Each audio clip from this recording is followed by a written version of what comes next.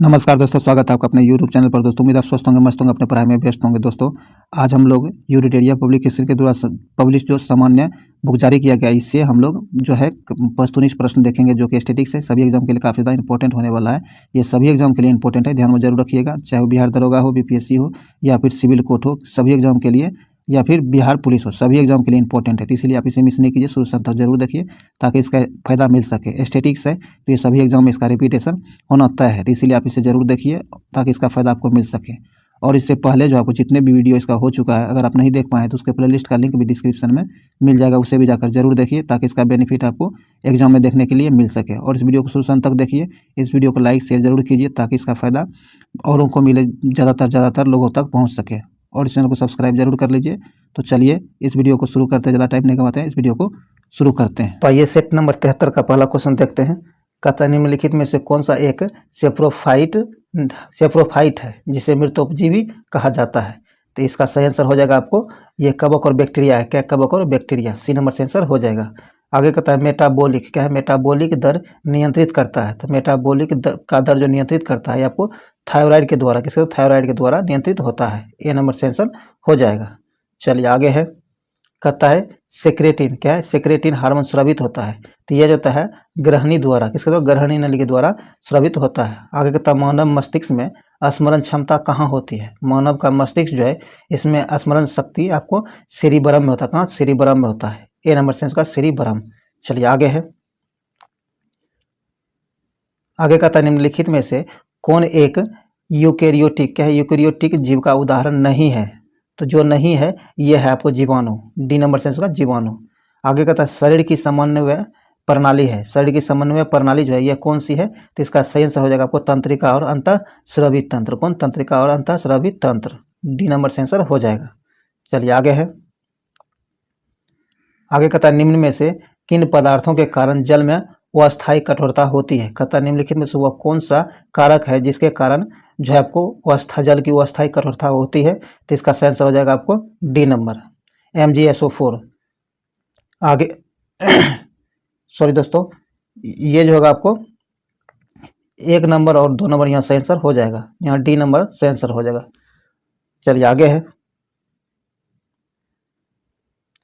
कहता है सूची 1 को सूची 2 से मिलान करने के लिए कहा गया है। आइए देखते हैं, थोड़ा छोटा कर लेते हैं ताकि आपको आराम से पूरा क्वेश्चन दिख सके। आइए, कहता है कि एक तरफ है गैस और दूसरी तरफ सूची 1 और सूची 2 दिया गया, इससे मिलान करना है। आइए देखते हैं, वाटर गैस, क्या है, वाटर गैस जो है किससे मिल जाएगा। तो वाटर गैस जो है ये आपको कार्बन मोनोऑक्साइड और हाइड्रोजन से मिल जाएगा। तो ये आपको 4 हो जाएगा, 1 मिल जाएगा 4 से, ए मिलेगा 4 से। नेचुरल नेचुरल गैस आपको मीथेन और इथेन से मिलेगा। किससे, मीथेन और इथेन से मिलेगा। तो ये 3 से मिल जाएगा। सीएनजी जो है ये आपको मीथेन से मिल जाएगा। और दूसरा है एलपीजी, क्या है, दूसरा एलपीजी है। तो एलपीजी मिल जाएगा ब्यूटेन से और प्रोपेन से। ये एक दूसरे का घटक है, ये आपको बताना। तो इसका सही आंसर आपको इसका सही आंसर ए का 4, बी का 3 और सी का 1 और डी का 2। तो यहाँ आपको ए नंबर से आंसर हो जाएगा, ध्यान रखिएगा। चलिए आगे है, आगे कहता है कि मानव शरीर में अधिकतम मात्रा में पाए जाने वाला तत्व है। कहता है मानव शरीर में अधिकतम मात्रा में पाए जाने वाला तत्व कौन सा है। तो ये हो जाएगा आपको ऑक्सीजन। कौन, ऑक्सीजन मानव शरीर में सबसे अधिक मात्रा में पाया जाता है। सी नंबर से आंसर हो जाएगा ऑक्सीजन। चलिए आगे है, कहता तेज, क्या, तेज धावकों की मांसपेशियों, तेज धावकों की मांसपेशियों में निम्नलिखित में से किसके संचयन से ऐंठन आ जाती है। इसका सेंस हो जाएगा आपको लैक्टिक अम्ल के, लैक्टिक अम्ल जो है इसके संगठन से जो है, इसके जमा हो जाने से ऐंठन आ जाती है मांसपेशियों में। ए नंबर से आंसर हो जाएगा। आगे है निम्नलिखित में से किस कोशिका अंग, कहता निम्नलिखित में से किस कोशिका अंग से लाइसोसोम बनता है। लाइसोसोम जो बनता है ये बनता है आपको गोल्गी कायस, किससे, गोल्गी कायस से। सी नंबर से आंसर हो जाएगा। निम्नलिखित में से कौन सा रासायनिक परिवर्तन का उदाहरण नहीं है। ध्यान रखिएगा, रासायनिक परिवर्तन का उदाहरण नहीं है। तो ये जो आपको जल का वाष्प, क्या है, जल का जल वाष्प में परिवर्तन होना रासायनिक परिवर्तन का उदाहरण नहीं है। सी नंबर से आंसर हो जाएगा। बाकी शरीर में भोजन का पाचन रासायनिक परिवर्तन का उदाहरण है। और दही से दूध से दही बनना भी रासायनिक परिवर्तन का उदाहरण है, और लोहे में जंग लगना भी रासायनिक परिवर्तन का उदाहरण है। लेकिन जल का जो जल वाष्प में बदलना ये आपको रासायनिक परिवर्तन का उदाहरण नहीं है, तो सी नंबर से आंसर हो जाएगा। आगे कहता अधिक कोई वस्तु वृत्ताकार पथ पर घूम जाती है तो उस पर किया गया कार्य क्या होगा, तो उस पर किया गया कार्य जो होगा शून्य होगा। क्या होगा, शून्य होगा, क्योंकि कार्य का होने के लिए विस्थापन होना जरूरी होता है। तो चलिए यहाँ ए नंबर से आंसर हो जाएगा शून्य। चलिए आगे है, कहता जब लघु पथ की दशा घटती हो क्या है, जब लघु पथ की दशा घटित होती है तो परिपथ में धारा, तो इस कंडीशन में परिपथ में धारा जो होता है पर्याप्त रूप से बढ़ती है। क्या, बढ़ती है। सी नंबर से आंसर हो जाएगा। आगे है विरंजक चूर्ण और डीडीटी के बारे में निम्नलिखित में से कौन सा कथन सही है।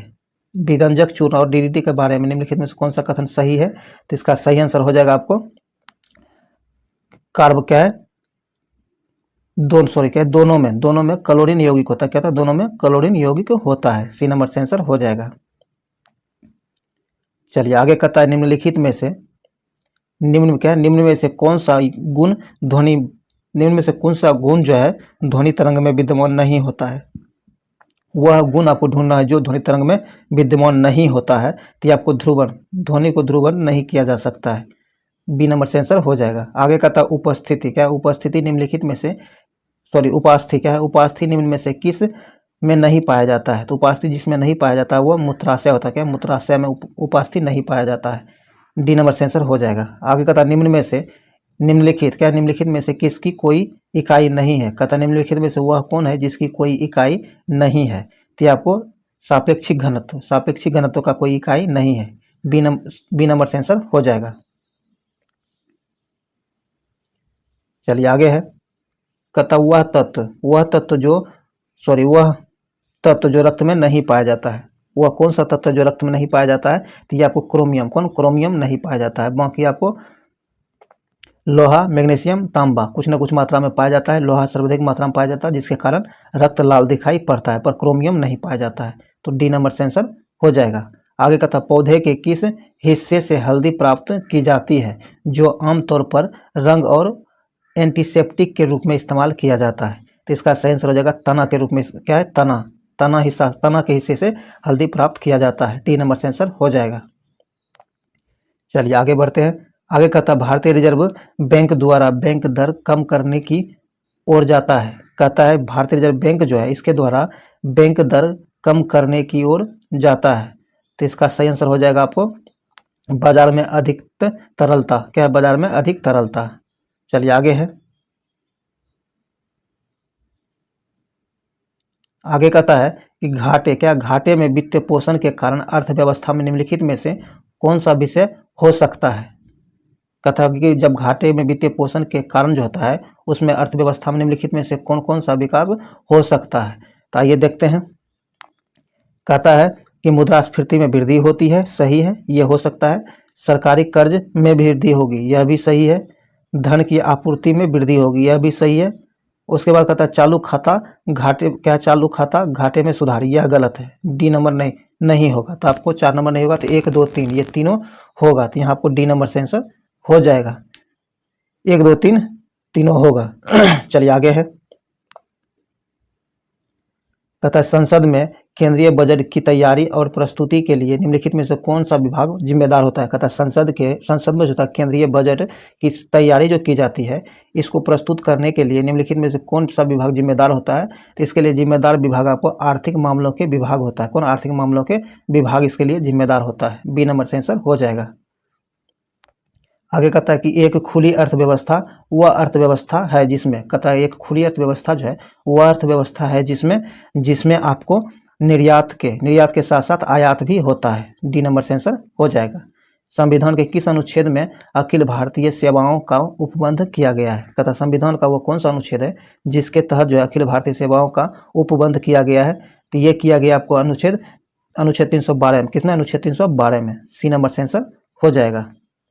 चलिए आगे है,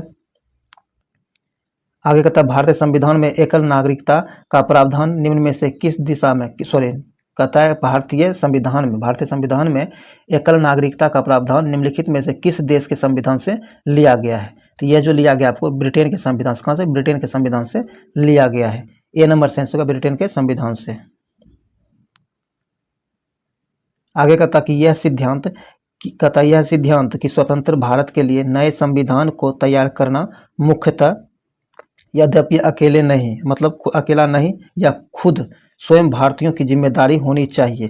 पहली बार निम्नलिखित में से किस में एक में स्वीकार किया गया था? तो ये जो स्वीकार किया गया था, आपको स्वीकार किया गया था वायसराय लिनलिथिंगो के द्वारा अगस्त प्रस्ताव जो लाया गया था, इसमें यह स्वीकार किया गया था। बी नंबर से आंसर हो जाएगा। आगे कहता है ब्रिटिश भारत, क्या? ब्रिटिश भारत में कानून निर्माण की प्रक्रिया में भारतीय प्रतिनिधि को शामिल करने की शुरुआत निम्न में से किस अधिनियम द्वारा हुई थी?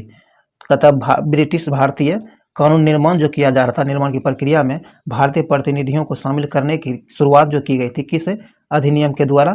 तो यह शुरुआत की गई थी शामिल करने की भारत परिषद अधिनियम 1861 से शामिल किया जाना शुरू किया गया था। तो यहाँ आपको बी नंबर से आंसर हो जाएगा, भारत परिषद अधिनियम 1861 के द्वारा। चलिए आगे है। आगे कहता निम्न कथनों में से कौन सा कथन सही है? नीचे दिए गए कथन में से कौन सा कथन सही है? तो ये आपको सही हो जाएगा, संयुक्त बैठक की कार्यवाही, क्या? संयुक्त बैठक की कार्यवाही लोकसभा के प्रक्रिया नियमों के अनुसार संचालित होता है। सी नंबर से आंसर हो जाएगा। चलिए आगे है। आगे कहता है कि निम्न में से किस राज्य से होकर भारतीय, कहता है निम्न में से किस राज्य से होकर भारतीय मानक समय रेखा गुजरती है? तो भारतीय मानक समय रेखा जो गुजरती है निम्न में, ये मध्य प्रदेश से होकर गुजरती है। ए नंबर से होगा मध्य प्रदेश से। आगे है निम्नलिखित में से कौन सा पूर्व से पश्चिम की ओर पहाड़ियों का सही क्रम है? पूर्व से पश्चिम की ओर पहाड़ियों का सही क्रम क्या होगा? तो ये आपको मिसमी, अबोर और मीरी, डी नंबर यहाँ से आंसर हो जाएगा। चलिए आगे बढ़ते हैं। आगे कहता है कि पालघाट दर्रा किन दो राज्यों के बीच स्थित है? पालघाट दर्रा जो है ये आपको केरल और तमिलनाडु के बीच स्थित है। केरल और तमिलनाडु के बीच स्थित है। सी नंबर से आंसर हो जाएगा। आगे कहता है कि निम्न में से कौन सा मैग्रोव वनस्पति स्थल तमिलनाडु में नहीं है? ध्यान रखिएगा, निम्न में से वो कौन सा मैग्रोव वनस्पति स्थल है जो तमिलनाडु में स्थित नहीं है? जो तमिलनाडु में नहीं है ये आपको कुंडापुर, ये जो आपको तमिलनाडु में स्थित नहीं है। बाकी आपको पिछावरम, मुथुपेट और रामनद, ये तीनों आपको तमिलनाडु में स्थित है, पर यह कुंडापुर तमिलनाडु में स्थित नहीं है। तो इसलिए डी नंबर से आंसर हो जाएगा। आगे कहता निम्न में से कौन खरीफ फसल नहीं है? ध्यान रखिएगा, खरीफ फसल नहीं है। तो जो खरीफ फसल नहीं है इसका सही आंसर हो जाएगा आपको सरसों आपको खरीफ फसल नहीं है। बाकी ज्वार, धान और सोयाबीन, ये तीनों आपको खरीफ फसल है। सरसों खरीफ फसल नहीं है, तो इसलिए ए नंबर से आंसर हो जाएगा। आगे कहता पारिस्थितिकी तंत्र में ऊर्जा का स्रोत क्या है? पारिस्थितिकी तंत्र जो है इसमें ऊर्जा का मुख्य स्रोत क्या होता है? तो इसमें ऊर्जा का स्रोत सूर्य विकिरण है। क्या है? सूर्य विकिरण। ए नंबर से आंसर होगा सूर्य विकिरण। आगे कहता है पोलावरम, क्या है? पोलावरम बहुउद्देशीय परियोजना किस नदी पर स्थित है? पोलावरम, क्या है? पोलावरम बहुउद्देशीय परियोजना जो है यह किस नदी पर स्थित है? तो यह स्थित है आपको गोदावरी नदी पर। गोदावरी नदी पर। सी नंबर से आंसर हो जाएगा। आगे कहता निम्नलिखित में से दक्षिण भारत स्थित एकमात्र महाजनपद कौन सा था? कहता निम्नलिखित में से वह कौन सा महाजनपद है जो दक्षिण भारत में स्थित था? तो इसका सही आंसर हो जाएगा आपको अस्मक, क्या है? अस्मक महाजनपद। बी नंबर से आंसर हो जाएगा। आगे कहता किताब उल यामिनी किसकी रचना है? किताब उल यामिनी जो है इसकी रचना किसने की है? तो ये किया गया उत्बी के द्वारा। सी नंबर से आंसर उत्बी। चलिए आगे है। आगे कहता है विजयनगर साम्राज्य की स्थापना हरियर एवं बुक्का द्वारा, दोनों कहता है कि विजयनगर साम्राज्य जो है इसकी स्थापना हरियर एवं बुक्का के द्वारा की गई थी। यह कब की गई थी? तो यह किया गया था आपको, तो इसकी स्थापना जो किया गया था यह किया गया था 1336 ईस्वी में। कहाँ? 1336 ईस्वी में विजयनगर साम्राज्य की स्थापना किया गया था हरियर एवं बुक्का के द्वारा। तो ये हरियर एवं बुक्का जो है ये दोनों भाई था, इनके द्वारा विजयनगर साम्राज्य की स्थापना 1336 ईस्वी में की गई थी। तो डी नंबर से आंसर हो जाएगा। आगे कहता है कांग्रेस के किस अधिवेशन में पहली बार राष्ट्रीय गान गाया गया, तो उसके अध्यक्ष कौन थे। कहता है कि कांग्रेस के जिस अधिवेशन में पहली बार राष्ट्रीय गान गाया गया था उस अधिवेशन की अध्यक्षता किसने की थी, तो उस अधिवेशन की अध्यक्षता जो है ये आपको ये किया गया था कोई विश्वन क्या विश्वन नारायण धर के द्वारा। किसके, विश्वन नारायण धर के द्वारा। बी नंबर से आंसर हो जाएगा। और आपको ये कमेंट बॉक्स में बताना है कि ये जो है ये अधिवेशन कब हुआ था, क्योंकि अगर आप रेगुलर टेस्ट दे रहे होंगे, रेगुलर हमसे जुड़े होंगे तो आपको जरूर पता होगा, क्योंकि इससे पहले कराया गया है। कहता लंदन में क्या है, लंदन में, एक मिनट दोस्तों,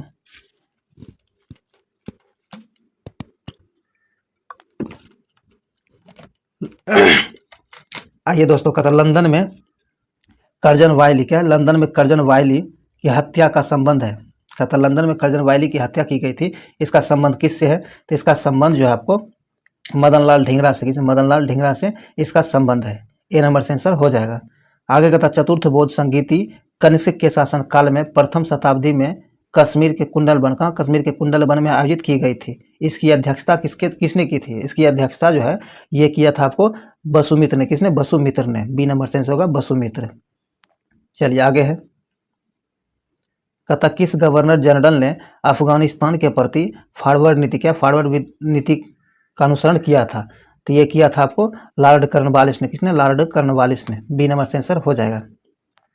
आगे कहता द इंडिया, क्या, द इंडियन नेशन समाचार पत्र की स्थापना निम्न में से किसने की, तो इसकी स्थापना द इंडियन नेशन, क्या है, द इंडियन नेशन समाचार पत्र जो है इसकी स्थापना निम्नलिखित में से किसके द्वारा की गई थी, सॉरी दोस्तों, तो इसकी स्थापना जो किसके द्वारा की गई थी, तो ये किया गया था आपको महाराजा कामेश्वर, क्या, महाराजा कामेश्वर सिंह के द्वारा।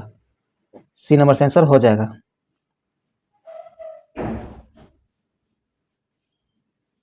एक मिनट दोस्तों, ये जो 43 जो है लॉर्ड कर्नवालिस नहीं होगा, ये आपको लॉर्ड लिट्टन हो जाएगा। क्या, लॉर्ड लिट्टन हो जाएगा, सॉरी दोस्तों, ये लॉर्ड लिट्टन होगा इसका आंसर। 43 का लॉर्ड लिट्टन, ए नंबर से आंसर हो जाएगा। और 44 का आपको महाराजा कामेश्वर सिंह हो जाएगा, सी नंबर।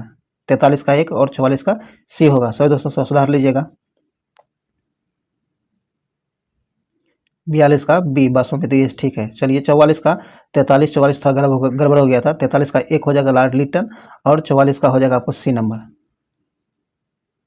चलिए आगे कहता काकोरी कांड, क्या, काकोरी कांड को निम्नलिखित में से किस संगठन के क्रांतिकारियों ने अंजाम दिया था, तो इसे जो अंजाम दिया था ये अंजाम दिया गया था आपको हिंदुस्तान रिपब्लिक एसोसिएशन के द्वारा। हिंदुस्तान रिपब्लिक एसोसिएशन नामक एक संस्था थी जिसके द्वारा यह संगठन के द्वारा काकोरी कांड को अंजाम दिया गया था। बी नंबर से आंसर हो जाएगा। आगे कहता किस वायसराय के कार्यकाल के दौरान श्वेत विद्रोह हुआ था, श्वेत विद्रोह जो हुआ था ये किस वायसराय के शासनकाल में, तो ये हुआ था आपको लॉर्ड रिपन के शासनकाल, लॉर्ड रिपन के शासनकाल में। बी नंबर से आंसर हो जाएगा। कहता मद्रास प्रेसिडेंसी में स्वदेशी आंदोलन का नेतृत्व किया था। मद्रास प्रेसिडेंसी जो था इसमें स्वदेशी आंदोलन का नेतृत्व किसने किया था, तो ये किया था आपको चिदम्बरम, कौन, चिदम्बरम पिल्लई के द्वारा नेतृत्व किया गया था। बी नंबर से आंसर हो जाएगा। कहता अशोक के अभिलेखों की भाषा क्या थी, अशोक का जो अभिलेख था इसका यह किस भाषा में लिखित थी, तो इसका सही आंसर हो जाएगा आपको प्राकृत भाषा, किसमें, प्राकृत भाषा में। बी नंबर से आंसर हो जाएगा। आगे अमीर खुसरो ने फारसी में जोहर का प्रथम विवरण लिखा है, यह विवरण किस राजा के राज्य से संबंधित है, तो ये जो संबंधित है ये आपको हमीर देव के राज्य से संबंधित है। सी नंबर से आंसर हो जाएगा। आगे कहता है कि क्या है द्वितीय जैन संगीति कब आयोजित की गई, द्वितीय जैन संगीति जो हुई थी यह कब आयोजित की गई थी, तो आपको 512 ईस्वी में, कब, 512 ईस्वी में की गई थी। डी नंबर से आंसर हो जाएगा। तो चलिए जो भी वस्तुनिष्ठ एस्थेटिक्स क्वेश्चन था वो समाप्त हुआ है। उम्मीद है इससे आपको बहुत ज़्यादा बेनिफिट मिला होगा। अगर आपको लगता है कि आपके लिए यूजफुल रहा तो इसे लाइक शेयर जरूर कर दीजिए और अभी तक चैनल सब्सक्राइब नहीं तो सब्सक्राइब करके घंटी दबा लीजिए ताकि आने वाले वीडियो का नोटिफिकेशन आपको आसानी से मिल सके। दोस्तों इसे शेयर ज़्यादा कीजिए, मैक्सिमम लोगों तक शेयर कीजिए ताकि मैक्सिमम लोगों तक पहुँच सके और इसका फ़ायदा मैक्सिमम लोग उठा सके। तो चलिए अब हम लोग हर दिन की भांति कुछ स्मरणीय तथ्य लाए हैं उसे भी देखेंगे। तो आइए देखते हैं। कहता है कि विधि आयोग के सिफारिशों के आधार पर लोक सेवा आयोग का स्थापना किया गया था, तो ये किया गया था 1926 में। कब, 1926 में। आगे कहता है संघ लोक सेवा, क्या संघ लोक सेवा आयोग के अध्यक्ष एवं उनके सदस्यों की नियुक्ति करने का अधिकार है। तो यह अधिकार जो है राष्ट्रपति को है। किसको? राष्ट्रपति को यह अधिकार है। आगे कहता है संघ लोक सेवा आयोग के सदस्य का कार्यकाल, संघ लोक सेवा आयोग जो होता है इसके सदस्यों का कार्यकाल 6 वर्ष होता है या फिर 65 वर्ष होता है। इन दोनों में जो पहली बार होगा वह इसका मान्य होगा, इसलिए ध्यान में रखिएगा 6 वर्ष या 65 वर्ष जो पहले पूर्ण जाए। आगे कहता है भारतीय निर्वाचन आयोग की स्थापना की गई थी। भारतीय निर्वाचन आयोग जो है इसकी स्थापना 25 जनवरी 1950 को की गई। कब? 25 जनवरी 1950 को इसकी स्थापना की गई थी राष्ट्रपति के द्वारा। किसको? राष्ट्रपति के, सॉरी ये दूसरा है।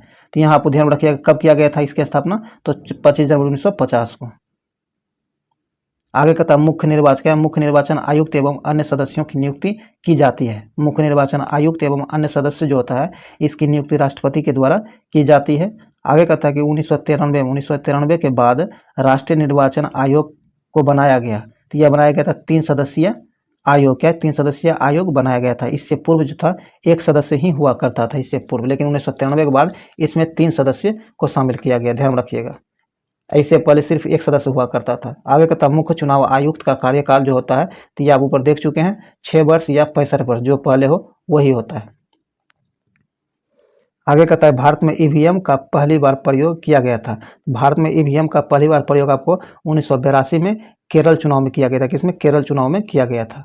आगे कहता है ईवीएम का प्रयोग कर संपूर्ण चुनाव संपादित करने वाला पहला राज्य था। तो ये जो केरल में किया गया था 1982 में, तो ये कुछ एक जगह में ही किया गया था, केरल में ही किया गया था, लेकिन कुछ एक जगह में किया गया था। अब आगे कहता है कि ईवीएम का प्रयोग कर संपूर्ण चुनाव को संपादित करने वाला पहला राज्य कौन है? तो ये गोवा है। संपूर्ण रूप से उपयोग गोवा चुनाव में किया गया था, ध्यान रखिएगा। और ये आपको केरल में जो 1982 में किया गया था कुछ एक क्षेत्र के लिए यूज किया गया था। चलिए आगे बढ़ते हैं। कहता वीवीपैट, क्या? वीवीपैट का पूर्ण रूप है। वीवीपैट जो है इसका पूर्ण रूप होता है वेक्टर, क्या सॉरी इसका पूर्ण रूप होता है वोटर वेरीफाइबल पेपर एडिटोरियल। आगे कहता है किस वर्ष से चुनाव आयोग द्वारा फोटो युक्त पहचान पत्र प्रयोग किया जाने लगा। कहता है कि वह कौन सा वर्ष था जिसमें चुनाव आयोग द्वारा फोटो युक्त पहचान पत्र का प्रयोग किया गया है। तो ये 1993 में। कब? 1993 से फोटो युक्त पहचान पत्र का उपयोग किया जाने लगा है। इससे पहले जो है वोटर आईडी पर जो है वोटर आईडी उस पर फोटो नहीं हुआ करता था। अभी आप 1993 से इस पर फोटो जारी किया गया चुनाव आयोग के द्वारा। आगे कहता है परिसीमन आयोग की अध्यक्षता पर, परिसीमन जो आयोग है इसके अध्यक्ष कौन होते हैं, कहता है परिसीमन आयोग के अध्यक्ष होते हैं। तो इसके अध्यक्ष आपको मुख्य निर्वाचन आयुक्त इसके अध्यक्ष होते हैं। मुख्य निर्वाचन आयुक्त। कहता है पहली परिसीमन आयोग का गठन किया गया था। यह किया गया था 1952। कब? 1952 में। चलिए आगे है।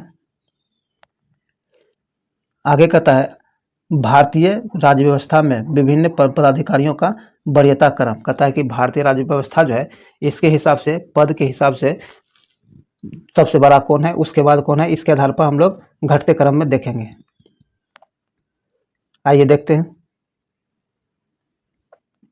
तो ये आपको सबसे प्रथम स्थान पर आपको राष्ट्रपति जी आते हैं, उसके बाद उपराष्ट्रपति, उसके बाद प्रधानमंत्री। सबसे बड़ा पद जो है पूरे भारत में राष्ट्रपति जी का होता है, क्योंकि आपको पता है कि भारत का प्रथम नागरिक राष्ट्रपति को ही कहा जाता है।